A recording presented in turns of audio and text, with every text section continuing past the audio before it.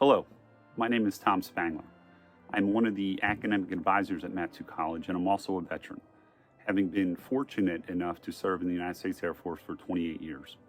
I wanted to take the opportunity this morning to reach out to the veterans and their family members who live, work, and play in the Matsu Valley community, especially to the students who attend our campus. Your sacrifice and commitment to our country are exceptional. I hope that you feel the respect and admiration that you deserve. The state of Alaska is home to the highest percentage of veterans in our country, with over 10% of the population calling it home. Very few Alaskans, whether through family members, friends, neighbors, do not have a veteran ingrained into their day to day lives. I would ask that you take the opportunity this week to reach out to them and thank them for their service. What follows is a slideshow put together through Matsu College, the faculty, the staff, and the students to show their respect towards you. Once again, thank you, and I am very proud to be part of you.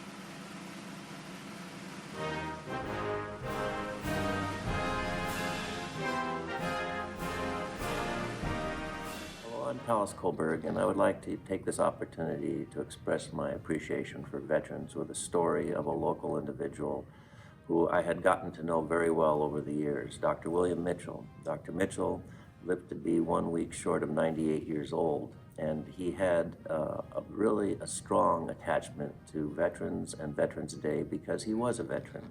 And he would always attend our ceremonies in this theater on Veterans Day, but he would always decline having attention drawn to him when asked. He always was conscious of the fact that he had not been in actual combat, and he felt it was important to honor those who had actually not come back from wars or had been seriously injured, and he didn't want to be the source of focus.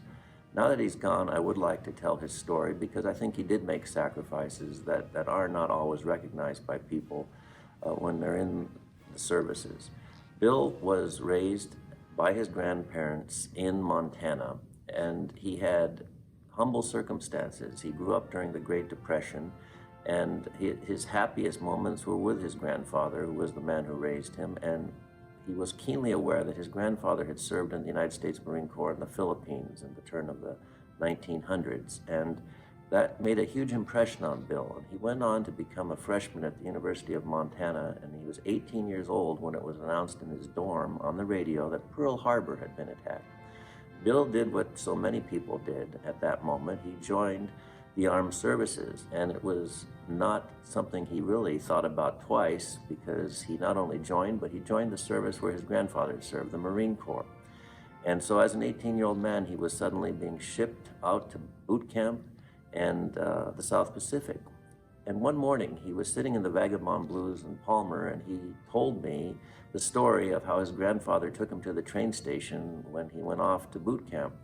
And he suddenly said something that made himself consider the moment in a different way from before, and he teared up a little bit. And Bill was not the kind of person who would tear up. I'd only seen him do once before when his wife had passed away, and it was because he then said, that was the last time I ever saw him. And it calls up the basic reality that so many people who serve, even if they are able to come back in good shape, are making sacrifices on all kinds of levels. And one of those sacrifices is quite often the people that are close to them or that they care about may not be there when they return. And that was the case of Bill's grandfather. When Bill passed away, he left clear instructions about what he wanted to happen, and he was interred in Roundup, Montana, where he was raised, next to his grandfather. And I've seen the photos of both his tombstone and his grandfather's tombstone. And his grandfather's tombstone is very simple. It says U.S. Marine and gives the dates of his life, and then it says Montana. It's a military-issued tombstone. And Bill chose to be buried next to his grandfather, the man who had raised him, the man who had inspired him, the man who had made him aware of the importance of military service. And Bill's tombstone reads, U.S. Marine, World War II, scientist, researcher, marathoner, and devoted father and husband. And what's clear is not only that Bill and his grandfather are laying side by side as people who cared deeply about service to their country, regardless of their humble origins, but that they were people who were very much integrated into our society, set aside their lives to serve us, and they did a great job, and they made sacrifices that we try to recognize here at the college and the United States, and we're proud to have those associations with great people who have been veterans in our armed services. And this is my effort to recognize Bill Mitchell for his service to our country. My name is Adelina Rodriguez, and I am the Interim Director of Student Services. I want to take a moment and thank all our veterans from all branches of military for your service that you have given our country. As the daughter of a veteran and a spouse of a veteran, I recognize the sacrifice that it entails to be away from friends and family. So thank you again for all you did for our nation in order for me and my family to continue to have our freedoms. Thank you.